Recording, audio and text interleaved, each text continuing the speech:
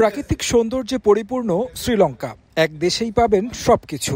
আছে পাহাড়, সমুদ্র, লেক কিংবা নদী। ক্রিকেট স্টেডিয়ামগুলোতেও আছে তার নিদর্শন। রাঙ্গিরি ডাম্বুল স্টেডিয়াম তারই প্রমাণ।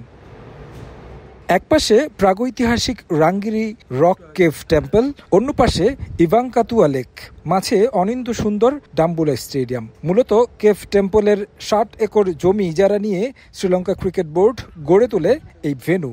সময় লেগেছে মাত্র ১৬৭ দিন। শুরুতে গ্যালারিতে আসন না থাকায় দর্শক ধারণ ক্ষমতা ছিল ৩০,০০০। পরবর্তীতে সিট বসানোয় তা কমে দাঁড়িয়েছে ১৬,৮০০। নির্মাণের ২.৫ দশক পেরিয়ে গেলেও খুব বেশি আধুনিকতার ছোঁয়া লাগেনি স্টেডিয়ামে। ক্রিকেটারদের dressing room, president box, press box, office, VIP gallery, এক ভবনেই সবকিছু। তার ঠিক উল্টো দিকে চলছে সংস্কার কাজ। নির্মাণ হচ্ছে নতুন প্রেস বক্স। প্রায় ৬ মাস আগে শুরু হয়েছে কাজ, সম্পন্ন করতে লাগবে আরও ৬ মাস। স্টেডিয়ামের বাকি অংশে একতলা গ্যালারি।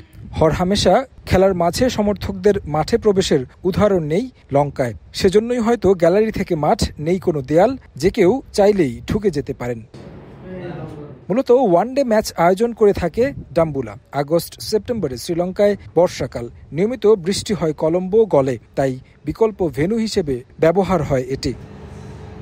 এখানে আছে টাইগারদের এক দাপুটে জয়ের স্মৃতি। ২০১৭ সালে স্বাগতিক লঙ্কাকে বাংলাদেশ হারিয়েছিল ৯০ রানের ব্যবধানে, যে মাঠে সেঞ্চুরি করেছিলেন তামিম ইকবালও।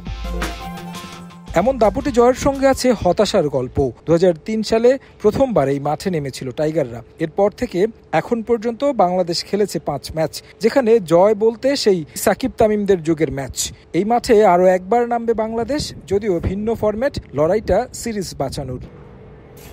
ইভাঙ্কাতুয়া লেক বাড়িয়ে তুলেছে ডাম্বুলার সৌন্দর্য, যার অর্থ কচ্ছপের হার। এই লেকে একসময় ছিল কচ্ছপের ছড়াছড়ি, তবে কালের বিবর্তনে সে জায়গা দখল করে নিয়েছে কুমির। তারেক হাসান শিমুল, সময় সংবাদ, ডাম্বুলা, শ্রীলঙ্কা।